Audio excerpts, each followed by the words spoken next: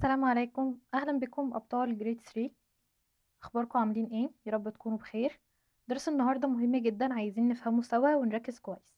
ولو أول مرة تشوفوني أنا مس منى ودي قناتي، اعملوا لي متابعة عشان تتابعوا معايا أول بأول. يلا معايا نشوف لسون النهاردة هناخد لسون 1 و 2 من شابتر 2. تمام، تعالوا نشوف لسون النهاردة بيتكلم على إيه. فاكرين لما كنا ابتدينا ناخد النمبرز وكنا جينا نشوف مثلا نمبر 8، كنا بنقرأه وبنقول عليه ايه؟ 8. تمام. طب لو حطيت جنبه هنا 2 كان بيبقى 22. طب لو حطيت هنا 4 كان بيبقى 428.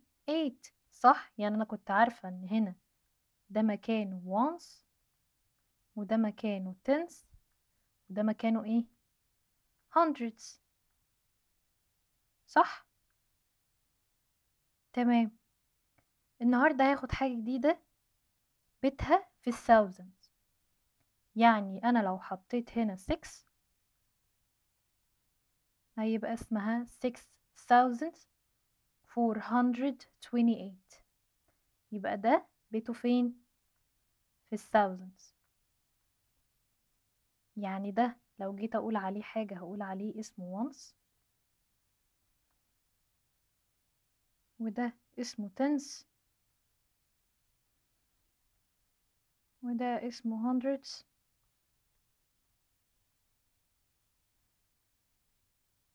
وده الجديد بتاعنا اللي احنا اخدينه النهاردة اسمه ايه؟ اسمه thousands.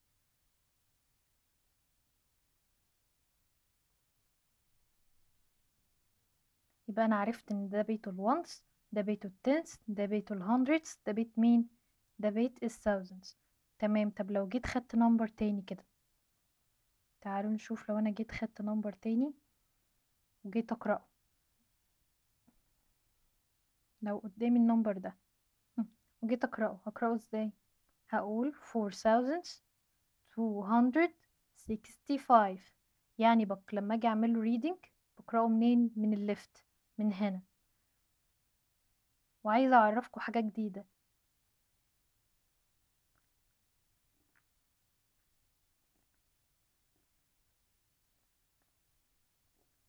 النمبر ده وعايزة اعمل له reading، هعمل له reading منين؟ من الليفت. هقول 7 thousands 584. صح؟ عملت له reading من هنا من thousands. تمام. عايزة اعرفكم حاجة، ان احنا لما بنيجي نقرأ اي نمبر بنقسمه لجروبس. يعني ايه؟ يعني انا لازم اكون عارفة ان كل 3 digit بيعملوا جروب. ده هسميه جروب الوانز، وده هسميه جروب الثاوزندز. بس هنا مفيش 3 digit. لا، انا لو حطيت هنا نمبر كمان في التنس بتاع الثاوزندز، ولو حطيت نمبر كمان في الهندرز بتاع الثاوزندز، هيبقوا دول كده جروب لعيلة مين؟ لعيلة الثاوزندز. تمام. يعني انا كده عرفت ان انا دلوقتي اعرف 2 جروبس بس لحد ما نكبر ونعرف كمان جروبس اكتر. ها، عندي عيلة الوانس وعيلة الثاوزندز، وفي كل عيلة فيها 100 وفيها tens وفيها ones. يعني هنا في 100 برضو وفي tens وفي ones. ايوه، في hundreds وفي tens وفي ones. كل عيلة فيها hundreds وفيها tens وفيها ones. بس احنا دلوقتي عايزين نعرف ان انا لما اجي اعمل reading النمبر بقرأه منين؟ من الليفت. وكل digit بقوله مكانه فين. يعني انا عارفة ان هنا دي 7 في الوانس، صح؟ بتاعت مين؟ بتاعت الثاوزند. فاقول 7584. بس ما بقولش 584 وانس. لا، عيلة الوانس ما بتتنطقش، عيلة الوانس ما بتتنطقش. تعالوا نشوف اللي بعده. طيب انا لو جالي رقم مثلا 6500 520. لما اجي اعمل له ريدنج هعمل له ريدنج منين؟ من هنا. تمام. وعارفه ان دول الثري ديجيت بتوع مين؟ بتوع الوانس. طب والديجيت دي بتاعت مين؟ بتاعت عيله الثاوزندز، بس مكانها في الوانس. طب انا لو اديت لكم نمبر تاني،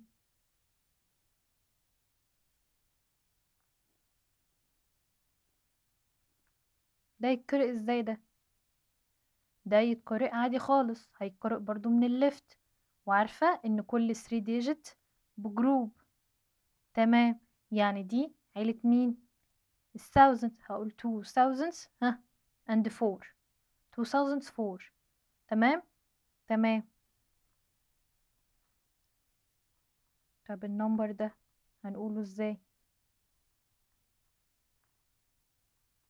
ها اقرأه برضو من الليفت. وعارفة ان كل 3 ديجيت بمين؟ بجروب. تمام. ها الوان هنا في عيلة مين؟ في عيلة الثاوزند، يعني 1705. تمام. طب انا ما قرأتش هنا حاجة ليه؟ لانه عطاها لي بزيرو. هقرأها ازاي؟ تمام.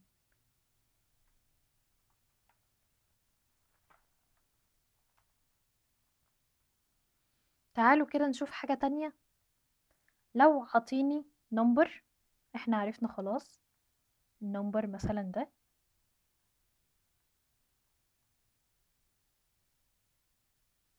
تمام. وعارفة ان ده الوانس، وهنا ايه؟ التنس، وهنا hundreds، وهنا الوانس في عيلة مين؟ الثاوزندز. تمام. عايزة اكتب هنا حاجة اسمها place value.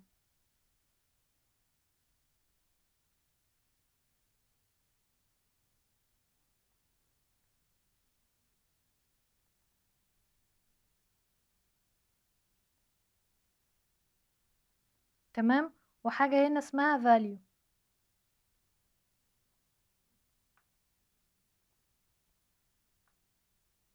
يعني ايه place value؟ يعني ايه value؟ تعالوا نشوف مع بعض. ال2 دي مكانها فين؟ مكانها في الوانس. بيتها بيت الوانس، في جروب مين؟ في جروب الوانس. يبقى اسمها مكانها فين؟ في الوانس. تمام. ده كده مكانها. طيب ال5 دي مكانها فين؟ هل هي في بيت الوانس ولا التنس ولا الهندردز؟ لا، دي في مكان التنس. دي في بيت التنس عادي خالص، فنكتب ان بيتها البليس فاليو بتاعها في التنس. ها. طب السكس هتبقى في الهندردز. بيت السكس الهندردز.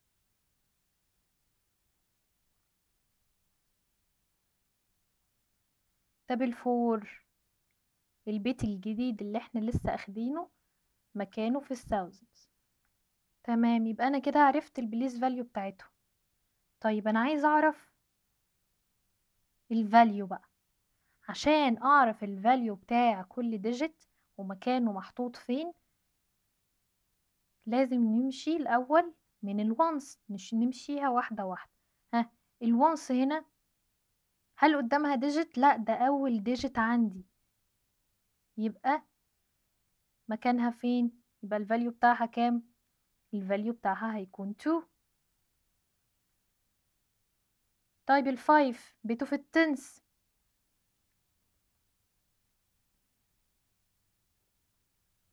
الفايف بيته في التنس. التنس هل قدامه اي ديجيت؟ قدامه 2، قدامه نمبر 1. اعمل كأني مش شايفة 2 واحط مكانها 0، ويبقى ده الفاليو بتاع الفايف. بس كده. بس كده. ها. طب الفاليو بتاع السكس قدامها كام ديجيت؟ 2 ديجيت. هلغيهم واحط مكانهم زيروز، فيبقى عندي ايه؟ 2 زيروز قدام مين؟ قدام السكس. دي الفاليو بتاعت السكس. طب الفور قدامها كام ديجيت؟ 1 2 3. هلغيهم واحط قدامها ايه؟ زيروز. يبقى عندي كام زيرو؟ 1 2 3. 3 زيروز. يبقى 4000. دي الفاليو بتاعتها. يبقى انا كده عرفت كل digit والمكان بتاعها البليس فاليو بتاعها والفاليو بتاعتها. تمام، تعالوا نشوف هنا كان بيقول ايه. هنا بيقول لك the value of each digit in any number depends on its place in this number. يعني كل value للنمبر بيعتمد على البليس in this number. تمام، يعني هنا جايب لك 2439. تمام، هنا ال9 بتاعتي موجودة فين؟ البليس بتاعها فين؟ في الوانس. طب الفاليو بتاعها 9 ليه؟ مفيش قدامها اي ديجيت، هي اول ديجيت انا كتبته. تمام. ها ال3 البليس بتاعه فين؟ في التنس. ها الفاليو بتاعتها 30 ليه؟ عشان لغيت ال9 وحطيت مكانها 0 عشان اعرف اجيب الفاليو بتاعت ال3. تمام، هنا الفور في الهندردز يعني الفاليو بتاعتها 400. ليه في 400؟ لاني لغيت التو ديجيت اللي قدامها وحطيت 2 zeros. طيب البليس فاليو بتاعت ال2 هتبقى في الثاوزندز بليس، الفاليو بتاعتها 2000. شلت ال3 ديجيت اللي قدامها وحطيت 3 zeros. تمام، تعالوا بقى نشوف هنا بيقول ايه. write the place value and value of the colored digit.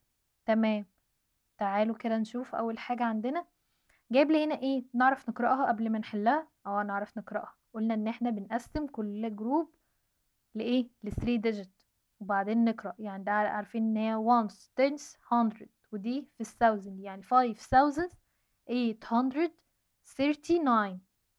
تمام، عايزة البليس فاليو بتاع الفايف. انا عارفة ان الفايف بتاعتها فين؟ قلنا بيتها في الثاوزندز، صح؟ مش احنا قلنا ان ده بيت الثاوزندز؟ يبقى البليس فاليو بتاعها فين؟ في الثاوزندز. تمام، الفاليو بتاعتها قلنا عشان اجيب الفاليو بشيل كل الديجيت اللي قدامها وبحط مكانهم زيروز. بشيل، يبقى هي قدامها هنا كام ديجيت؟ 1 2 3، يبقى هشيلهم واحط مكانهم 3 زيروز. ها النمبر اللي بعد كده 7282. تمام، عايز البليس فاليو بتاعتها عشان عارفة قلنا ان كل جروب مكون من 3 ديجيت ones و tens وايه و100. تمام، ال8 هنا فين؟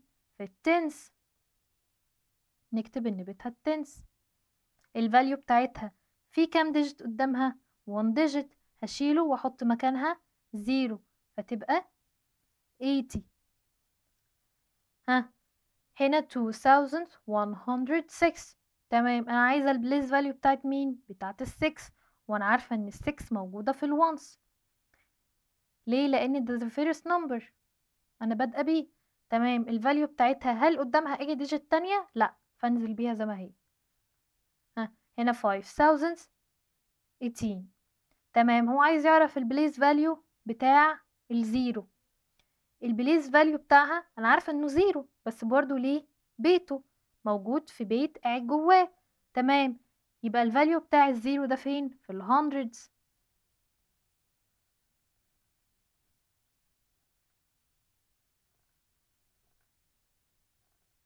تمام، طيب الزيرو هنا الفاليو بتاعتها برضو بزيرو. تعالوا نشوف choose the correct answer. تعالوا نشوف the correct answer. the value of the digit 4 in the number. اول ما اجي اقرا النمبر بقراه منين؟ from the left. 5430. تمام، الفور هنا فين؟ في الهندرد. طب هو مش عايز البليس فاليو، هو عايز ايه؟ الفاليو بتاعتها 400. تمام، قدامها كام ديجيت؟ 2 ديجيت، تبقى 400. the place value هنا ناخد بالنا، عايز البليس فاليو. البليس فاليو يعني الحاجة اللي مكتوبة بالايه؟ باللتر مش بالنمبرز. يبقى الفاليو بالنمبرز، انما البليس فاليو بالايه؟ باللترز. تمام، يبقى الفاليو بالنمبرز، البليس فاليو باللترز.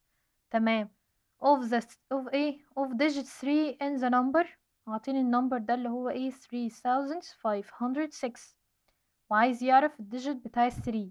ها، ال3 هنا قاعد في بيت مين؟ قاعد في بيت الثاوزندز. The value of the digit 0 in the number 900. لا، دي 9000. 9502. وعايز نمبر مين؟ نمبر الزيرو.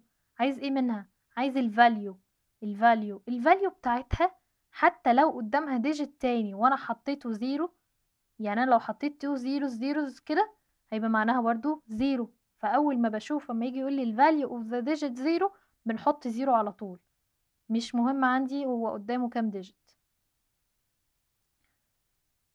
ها، جايب هنا عايزني اعمل ايه؟ نسيب دي دلوقتي نفهم اللي بعده. جايب لي 8 thousands 6 tenths and ايه 3 ones. هنسيب دي برضو دلوقتي ونسيب دي دلوقتي، هنحلهم تاني. تعالوا اللي بعده. جايب لي هنا ايه 3 thousands وعايز يعرف هي كام thousands. كام؟ انا اول ما اشوف كلمة thousands دي يعني اعرف ان هما ايه 3 zeros. 3 zeros. طيب ال 3 zeros دول، وهنا في اصلا 3 zeros راحوا مع بعض، وهنا برضو راحوا مع بعض، يبقى هيفيد لي ايه 3. تمام، ده انا كده بسهلها لك، انما انت اصلا لو قرأتها وعرفت ان هي 3000 هتعرف ان هي 3000 سهلة جدا. طب تعالوا نشوف اللي بعدها كده نفهم اللي انا قلته هنا. هنا بيقولك 4000، يعني مكتوبة كده، يعني 4 وقدامها 3 zeros. تمام، والتنس دي 1 zeros. تمام، هنا 0 راح مع 0 هيفيد لي 4 و 2 zeros، يعني 400 tenths. يعني 4000 بتساوي 400 tenths.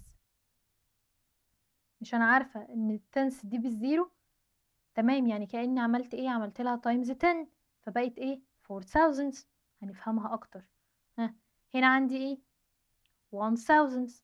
هي كام وانس؟ هل انا عندي في الوانس numbers؟ لا، ف 1000 equal 1000 once. 1000. تمام، هنا 700 tenths. 700 tenths، وانا عارفة ان التنس دي انها في هنا زيرو، يعني كأني بعمل لها تايمز 10، يبقى ايه 7 thousands. 3 zeros. بيقول لي 20 وانا عارفة ان ال100 دي 2 zeros، يبقى كده بقى عندي ايه؟ كأني بقى عندي دلوقتي 2 thousands. صح؟ طب هو عايز يعرف هي كام thousands. طب انا عرفت ان 20 يعني 2 thousands، يبقى هنا 2 thousands.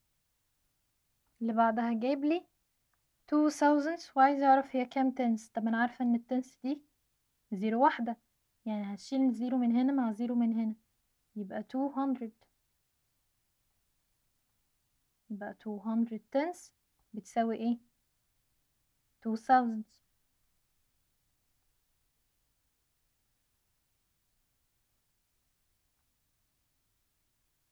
طب 6000. طب انا عارفة ان 1000 دي اللي هي 3 zeros، وهي اصلا هتبقى 6000. جايب لي 600 تنس. 600 تنس، طب ما انا عارفة ان التنس ده كأني بحط زيرو، كأني بعمل تايمز 10. عايز يعرف هي كام hundreds، وانا عارفة ان الهندردز هنا 2 zeros.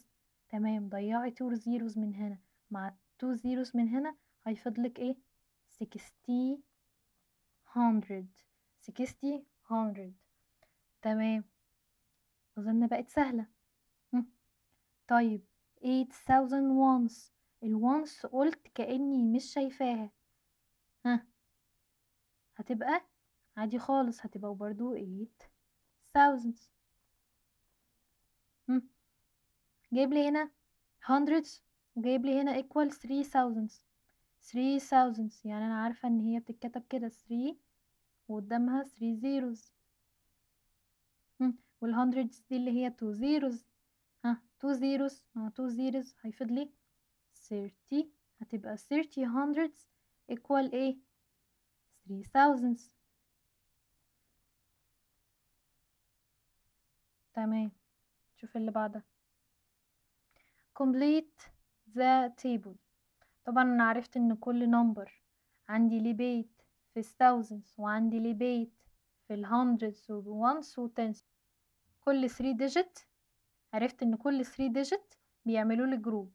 طيب وعارفة ان كل جروب فيه ones وفيه tens وفيه ايه hundreds، وبرضه في جروب thousands فيه ones وفيه tens وفيه ايه hundreds. بس احنا بس اخدنا النهاردة ones من مين؟ من thousands. تمام.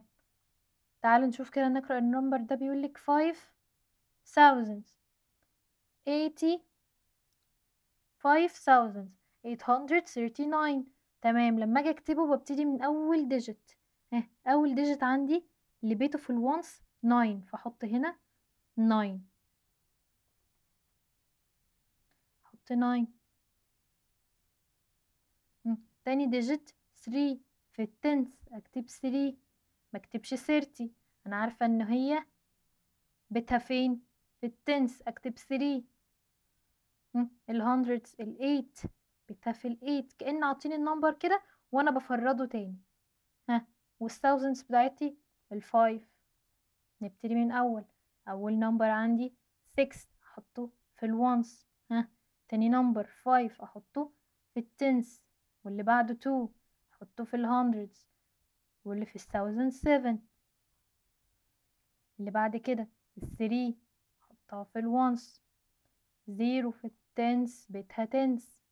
hundreds 100 و 2000. تمام. بيقولي write the greatest and the smallest number formed from the digit دي. لما اجي يقولي هاتيلي the greatest number، first number عندي ببتديه اكبر number بشوفه هنا. يعني هنا عطيني 7 و 2 و 5 و 1. طيب اكبر number عندي مين؟ 7. تمام، يبقى اكتب 7. والنمبر اللي بعد كده 5. النمبر اللي بعد كده 2. و smallest number 1. ننزل بال1. the greatest number عندي اللي هو 7521. طب the smallest number ببتدي smallest number عندي. smallest number عندي اللي هو 1، واللي بعده 2، اللي بعده 5، واخر حاجة عندي 7. يبقى 1257. يبقى انا كده جبت greatest number و smallest number. شوف اللي بعده. هنا جايب لي digit دي وعايز منها the greatest 4 digit number. 4 digit number يعني انا عارفة ان فيه هنا 3 digit لبيت الوانس و 3 digit لبيت الثاوزندز، بس انا هكتب منهم 1 digit بس النهاردة. تمام. عايز ايه اول حاجة؟ the greatest digit. طب فين هنا the greatest 4 digit number؟ تمام. فين هنا the greatest digit 9؟ فابتدي بال9. ابتدي بال9 بتاعتي، وبعديها ال8 اكتب ال8 بتاعتي. وبعدين ال4، وبعدين 3. يبقى كده بقى عندي 9843. تمام. the least digit بحط ايه؟ the smallest number عندي اللي هو 3. ابتدي بال3. وبعدين ال4، وبعدين اطلع بقى نمبر. وبعدين ال8، وبعدين ال9. يبقى بقى عندي 3489. فين هنا greatest number؟ عرفنا خلاص الطريقة وبقت سهلة بالنسبة لنا. هتبقى 5، وبعدين 4، وبعدين 3، وبعدين 2. طب the smallest هبتدي الأول ب smallest number اللي هو 2، وبعدين 3، وبعدين 4، وبعدين 5. اللي بعد كده فين هنا greatest number؟ ال 8. 8، وبعدين ال 6 و 5 و 1. 8651. عرفنا بنقرأ منين؟ بنقرأ من الليفت. تمام. وبنشوف كل digit والايه والبليس فاليو بتاعه عشان نقرأه بيه. smallest number من الديجيت دي هيبقى الأول نمبر عندي ال1 وبعدين ال5 وبعدين 6 وبعدين 8 هيبقى 1568. هنا عايز ايه؟ the greatest number يبقى 7 وبعدين 5 وبعدين الفور 4. طب ما هو جايب لي هنا 4 طب ما هم زي بعض، طب ما انا احط 4 واحدة. لا، هو قال لك انا عايز استخدم الفور ديجيت بتوعي، مالكش دعوة احطهم حتى لو هم قد بعض. ما فرقتش، ما هي 4 اصلا، فتحطها هنا تحطها هنا، هي انت كده كده بتكتب نفس الديجيت. تمام، يبقى كده عندي 7544. طب اللي بعده احط 40 وادي احط 4400 وبعدين 57. the greatest number عندي هنا 7 وبعدين 3 وبعدين 2 وبعدين 0. طيب ناخد بالنا من هنا بقى، لما يجي يقول لي smallest number ويجيب عندي الزيرو، طبعا انا هروح اجري وقمت عارفه ان الزيرو ده the smallest number عندي واروح حطاه هنا. انا لو حطيت اي نمبر هنا بيقوم طاير ما بقرأوش، يعني لو كتبت 0 وبعدين 4 وبعدين 2 وهكذا، هل انا بقرأ 0 4؟ لا، انا بقول 4 على طول، يبقى انا كده مستخدمتش الديجيت بتاعتي، يبقى كأني مش شايفاها، يبقى انا مش هكتبه first number عندي، هكتب الاول اشوف مين اللي بعده ال2 فاحط ال2 وبعدين اكتب الزيرو بتاعي عادي وبعدين ال3 وبعدين مين ال7. طب هنا greatest number 9430. smallest number هجري احط الزيرو؟ لا طبعا، اشوف اللي بعده مين ال3، هقول 3000 وبعدين 49.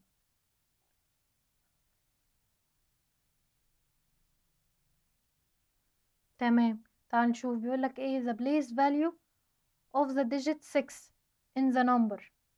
تمام، عايز يعرف البليس فاليو بتاع هنا، انا قلت البيت بتاع الونس في once tens hundreds، السكس فين في الهندردز. تمام، هو عايز الفاليو ولا البليس فاليو؟ لا، عايز البليس فاليو، وانا قلت البليس فاليو بنكتب اللتر بتاعنا، نكتب البليس بتاعي باللتر يعني بالحروف مش بالنمبرز. يبقى 600.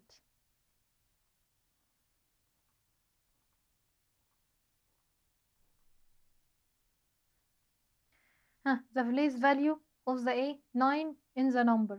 تمام، جايب لي ال 9 هنا، انا عارفه ان ده بيت الوانس في once tens hundreds ودي ايه thousands، يبقى ال 9 فين في thousands. بس هنا ما قاليش انا عايز البليس فاليو، هنا قال انا عايز الفاليو. الفاليو يبقى بالنمبرز بتاعتي، يعني هنكتب كام؟ هنشيل الديجيت اللي قدامها ونحط مكانهم زيروز، يعني كده هتبقى 9000. شلنا كل ديجيت وحطينا مكانه زيرو. هنا عايز the greatest 4 digit number. the greatest 4 digit، اول ما يجي يقولك the greatest 4 digit number هحط ايه؟ 9. انا على قد ما اقدر احط 4، هو عايز كام نمبر؟ هو عايز 4 digit بس، فاحط 4 9s. طب the smallest 4 digit number، قال لي the smallest احط 1، في اصغر من كده وقدامه ايه 3 zeros. طب هنا بيقول لي ايه the greatest 4 different digit number. طب انا قلت لو جه قال لي the greatest 4 digit number بكتب ال9 عندي، بشوف اكبر نمبر عندي اللي هو ال9 وبكرره. طب هنا قال لي انا عايزهم different مش عايزهم زي بعض، طب اكبر نمبر عندي ايه؟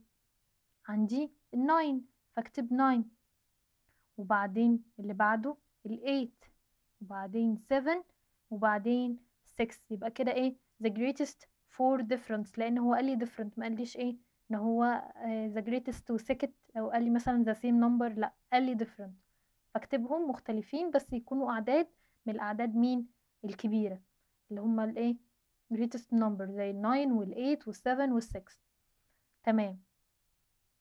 the smallest four different number digit number is. تمام، هو عايز ايه the smallest، وعايزهم برضو different، لان انا قلت the smallest digit the smallest four digit number is ال 1000. طب هنا عايزهم different، تمام، هكتب ال 1 وهكتب الزيرو بتاعي، لان انا عارفه ان هو اصغر نمبر اصلا، ده smallest number اللي هو الزيرو، بس ما ينفعش اكتبه ايه اول نمبر عندي لان هضيعه ولا كاني شايفاه، وهو عايز ايه 4 ديجيت، مش عايز 3 ديجيت، مش عايز ولا ديجيت عندي يضيع. تمام، وبعدين ال2 وبعدين ال3. تمام، عايز ايه the smallest four same digit number، عايزهم same digit number، يعني نمبر واحد وتكرروا 4 مرات. same digit number يعني مين الأصغر نمبر عندي ال1، أكرره 4 times. جاي يقولي the greatest 4 digit even number is.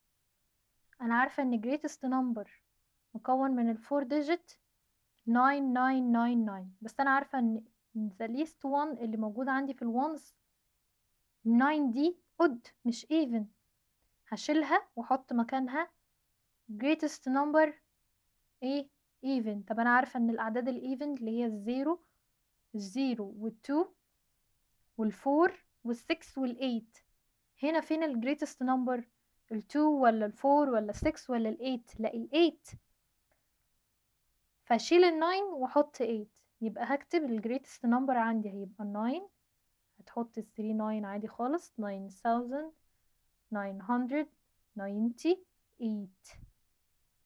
وكده وصلنا لاخر جزئية هنا، وباقي السيشن هنزله فيديو تاني عشان بس وقت الفيديو، روحوا شوفوه وتابعوا باقي الليسون عندنا عشان ما يفوتكوش اي حاجة، واعملوا لي متابعة وشيروا لاصحابكم عشان كلكم تستفادوا، واتمنى لكم التوفيق جميعا، واشوفكم على خير في السيشن اللي جاية. سلام.